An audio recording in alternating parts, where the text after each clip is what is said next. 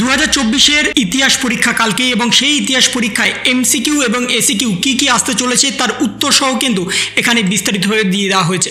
বর্তমানে আপনারা কিন্তু চাইলে সমস্ত কিছু স্ক্রিনশট নিয়ে নিতে পারবেন এবং আপনারা কিন্তু এখান থেকে দেখে নিতে পারবেন কালকে কি আসতে চলেছে। এবং তার সাথে আপনাদের জন্য আরেকটা স্পেশাল যে আপনাদের শুধুমাত্র এমসিকিউ এর প্রতিটা চ্যাপ্টার থেকে কিন্তু দেওয়া আছে, সেটাও আপনাদের সামনে তুলে ধরবো। আপনারা যদি চান তাহলে কিন্তু ভিডিওটা পজ করেও দেখতে পারেন, অথবা আপনারা কিন্তু চাইলে সরাসরি আপনাদের স্ক্রিনশটে নিতে পারেন। বর্তমানে আগামীকালকে যখনই আপনাদের পরীক্ষা হবে আপনাদের কিন্তু শুধুমাত্র এমসিকিউ এবং এসিকিউর উপর বেশি করে ফোকাস করতে হবে, কারণ ওখানেই 36 নাম্বারে থাকবে এবং তাছাড়া কিন্তু বাকিগুলো থাকবে 1 নম্বর 2 নম্বরের, কিন্তু বেশি থাকবে আপনাদের এমসিকিউ এবং এসিকিউ।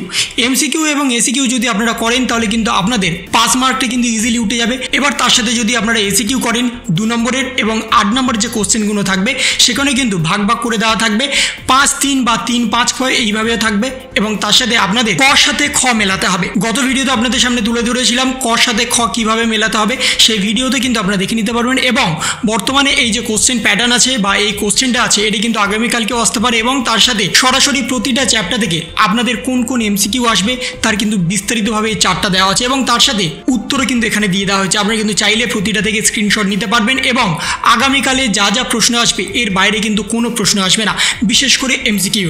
বর্তমানে এমসিকিউর উপর বেশি করে জোর দেওয়া হচ্ছে সমস্ত ছাত্রছাত্রীরা এবং তার সাথে এসিকিউ যেগুলো 1 নম্বর করে থাকবে, সেই এমসিকিউ এবং এসিকিউ যদি করেন তাহলে কিন্তু ইতিহাসে আপনারা ছাকা নাম্বার পাবেন 36 এবং তারপরে বাকি রেস্ট অফ দ্য নাম্বার কিন্তু আপনারা পেয়ে যাবেন বড় কোশ্চেন থেকে, সেখানে 2 নম্বর 5 নম্বর এবং 8 নম্বরের কোশ্চেন থাকবে।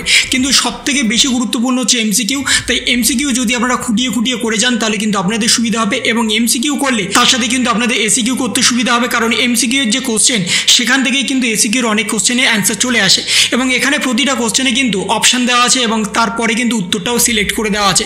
তাই বর্তমানে প্রতিটা কোশ্চেন থেকে এখানে কিন্তু আপনারা দেখে নিতে পারবেন যে এখানে কোন চ্যাপ্টার থেকে কি প্রশ্ন আসতে পারে এবং সেই চ্যাপ্টারগুলো থেকে কিন্তু সরাসরি এখানে কিন্তু দিয়ে দেওয়া হয়েছে। আপনি কিন্তু চাইলে প্রতিটা থেকে স্ক্রিনশট নিতে পারেন এবং উত্তর কিন্তু এখানে স্পষ্টত দিয়ে দেওয়া হয়েছে। প্রতিটার ক্ষেত্রে কিন্তু উত্তর দেওয়া আছে, প্রতিটা চ্যাপ্টার থেকে দেওয়া আছে, শুধুমাত্র এখানে এমসিকিউ দেওয়া আছে, এসিকিউ কিন্তু দেওয়া নেই।